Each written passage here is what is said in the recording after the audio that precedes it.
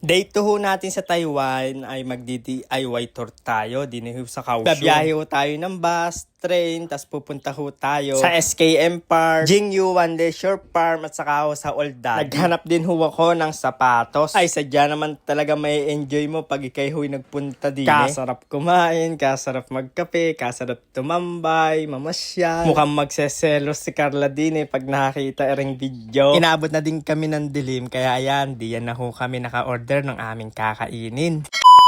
Hi mga troops, magandang buhay! Tara, samahan niyo ho ako sa akin day 2 sa Kaohsiung, Taiwan. Ito na nga't maaga na akong gumising para makaligot, para makapagkape na tayo. Ba syempre, wala tayo sasayanging oras din dahil 8 days lang tayo din sa Taiwan. Kaya nagkape na ho ako para makalis na, maumpisahan na ang day 2 Taiwan DIY tour. Sa day 1 natin mga troops, nag-DIY din tayo. Tapos dito ho sa day 2, DIY tour din ang gagawin natin. Bago ako umalis ay nagkape muna ako. Kinuha ko yung tumbler na may laman tubig. Tapos chinek ko din ho yung mga saksak na dapat ho ay tanggal talaga. At nung na-check ko na ay umalis na ako. Double check ko din ho yung pinto kung nakasara. At nung okay na mga katrop, sasakay na tayo ng elevator. Galing pala tayo din sa 8th floor. Bababa tayo ng 1st floor. Medyo kabilisan din naman talaga ng araw. Parang kalilipad ko lamang din sa Taiwan. Ay sadya naman ay date 2 na tayo. Kaya maaga na din tayo umalis mga katrops. Pagkasikat pa lamang ng araw ay umalis na tayo. Dahil nag-aantay na sa atin si B. Ayan, binibilisan na ho natin ang paglalakad.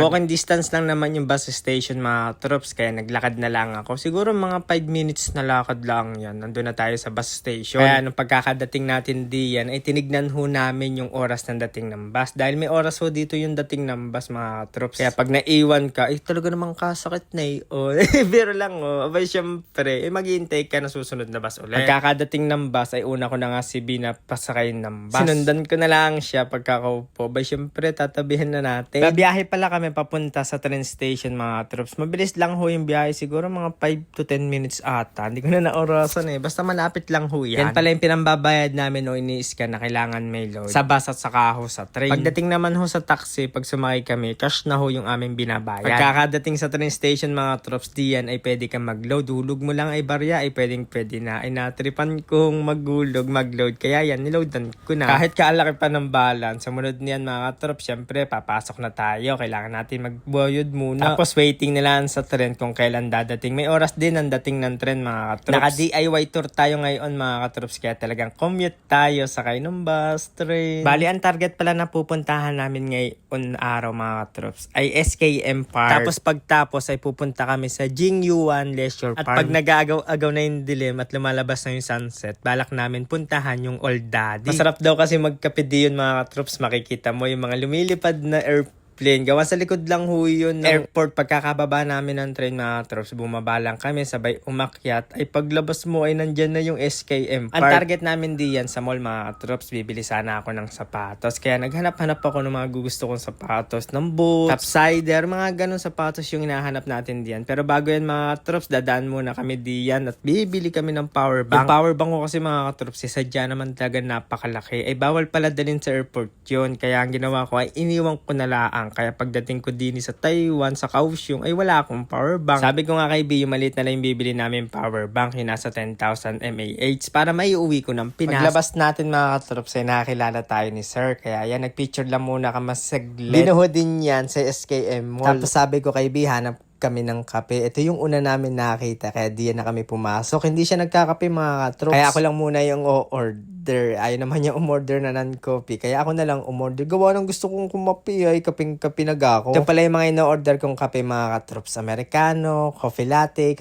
Ayan ho. Dinihin kasi sa Taiwan mga katrops, coffee latte yung kape latte sa atin. Tapos sinubuan ko lang si Bidian. Sadya ikinilig. Kinikilig pa pala ang 30 years old ngayon. Tinikpan ko yung tinapay diyan mga katrops. Masarap. At ito na, titikman na natin yung coffee latte nila mga katrops. Gusto ko sa kape mga katrops, yung matitikman ko talaga yung pait, yung pagkakape. Kaya coffee latte no order natin. Ginagawa ko, order muna ako ng isa. Pag matabang, sa susunod na order ko, magpapa-add ako ng 1 shot. I-unbox ko ng hari yung nabili kong power bank. Siyempre, itatry natin para hanggat nandini pa tayo sa SKM Mall. 600 pala yung bili natin diyan. 600 NT. Mabilis ang pagkakape dahil aalis pa tayo. Madami pa tayong pupuntahan at papasyalan. Kaya pagkakape natin, ay liligpitin na natin Dini kasi talagang ikaw yung magliligpit ng pinagkainan mo. Kaya nailagay ko na diyan ay umalis na kami para makapaghanap na kami ng sapatos. Kaso nakailang ikot na kami dini sa mall ay wala pa yung sapatos na hinahanap ko. Kaya diyan tayo nagpasyal sa Crocs at may nakita naman tayo yung kulay gray. Yun na yung akin binili. Hindi ko nga alam kung saan mas mura kung diyan ba sa Pinas o din sa Taiwan. Bali, ang bili ko pala diyan mga Trops ay nasa 2,000 NTD. Parang sinuklian lang ako sa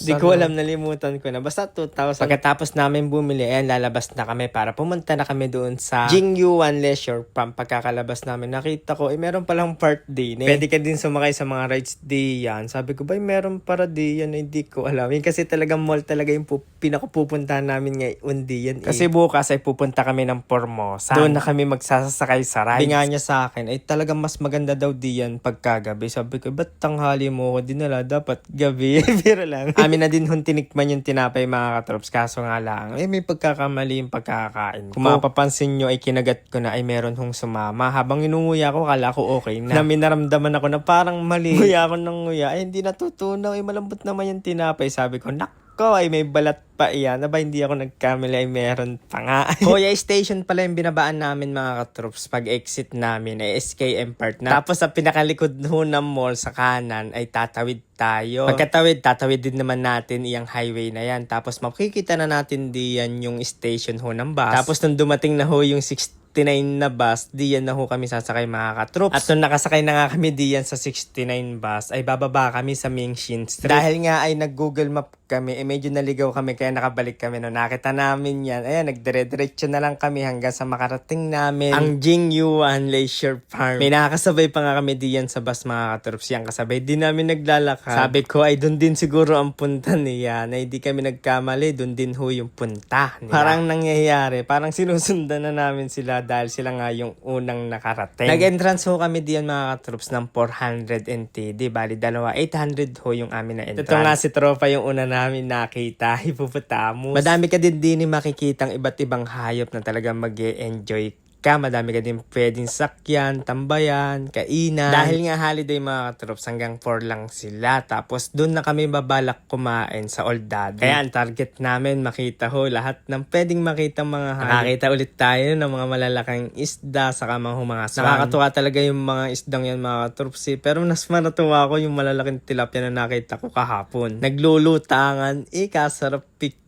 Yun yung makikita ko sa ating lawa. Ay, dadakmain kinayaw. Panugurado, ay kasarap na naman ng ulam nating naiang pag gayong kalalaki. Ay, pirito, iihaw mo pagkatamtaman ng laki. Diyan nga ho mga katrops ay uti-uti namin nililibot yung leisure farm para makita namin yung mga malalaking mababait.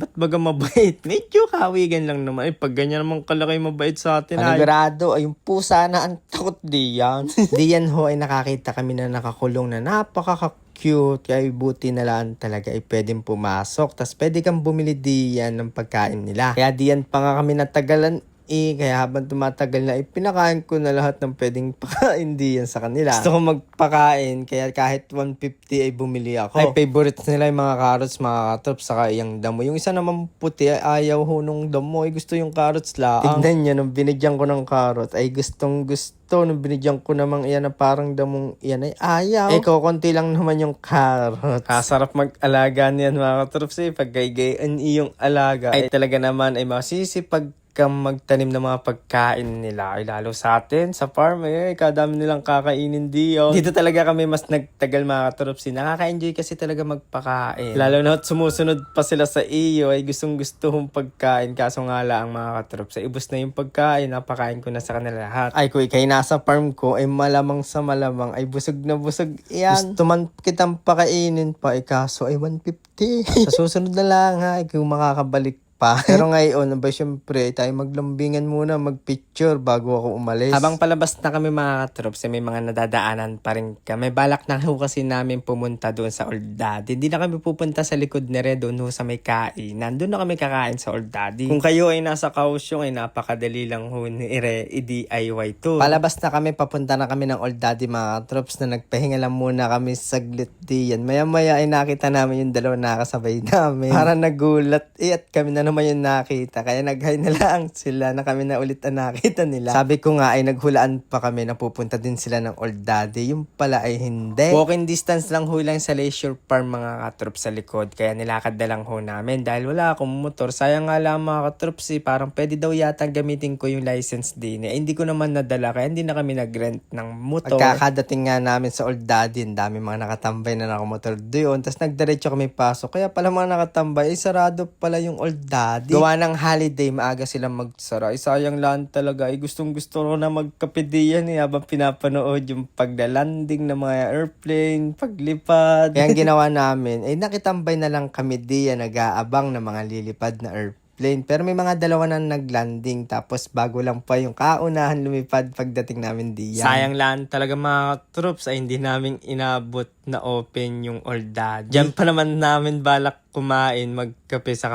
umabot hanggang gabi. Pero dahil nakakita din naman kami ng mga lumilipad na airplane, ay talagang sulit din mga troops. Kahit sarado, na-enjoy din naman namin yung paglalakad. Sulit ang pagod. Kaya dahil walang motor at iwan ko yung lisensya ko, ayan, ay tayo maglalakad ulit. Pupunta tayo sa bus station. Ay inyong i-comment diyan mga troops kung pwede huga talagang gamitin diyan yung license ko. Diyan sa Pilipinas, diyan ho sa Kaohsiung, Taiwan. Kasi kung dala ko naman yung license ko, parang ayoko ding gamitin, gawa nakakatakot sa buwan. Nakikita ko kasi yung penalty na no driver license ay 18,000 NTD. Ay talagang masakit yun, pantay pay na rin. Dahil sarado nga yung Old Daddy mga troops ay umuwi na kami. Parehas lang yung sinakyan ko papunta doon, pabalik. Parang babalik lang. Nagbas kami papunta ng SKM Park tapos sakay kami ng train. Bali si Bip pala ang gumagamit nung app na para sa mga train at bus mga troops. Tapos ako naman yung gagamit ng Google Map pag kailangan namin maglakad. Pag uwi namin, inabot na kami ng gabi mga troops. Kaya kumain muna kami din bago umuwi. Nakilala pala tayo ni Sir Dian mga troops habang kukuha tayo ng ating kakain ngayong gabi. Sabi ko kay Bia, ako nakukuha siya na lang magturo sa akin kung ano yung mga masasarap diyan. Konti lang naman yung kukunin ko mga katrops, yun lang ho ay kakainin namin para sa aming hapunan. Pagkakakuha mo, ilalagay mo diyan sa basket. Pag okay na mga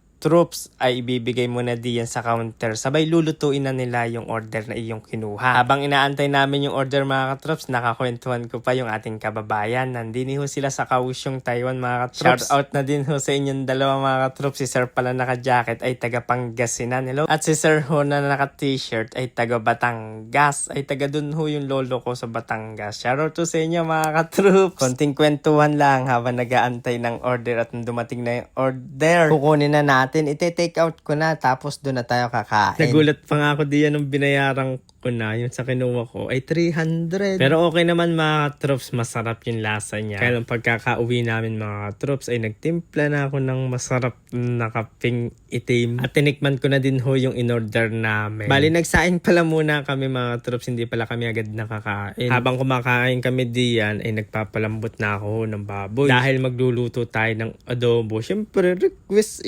sa pagbigyan. Ayos naman yung 300 na binayaran natin mga troops. Ay talaga naman masasarap ho yung akin nakuha. Sadya magiging mas masarap talaga yung kain mo diyan, lalo na hot may kasamang hinihigop na kape. Kaya maraming salamat ho sa inyo mga katroops. Love love!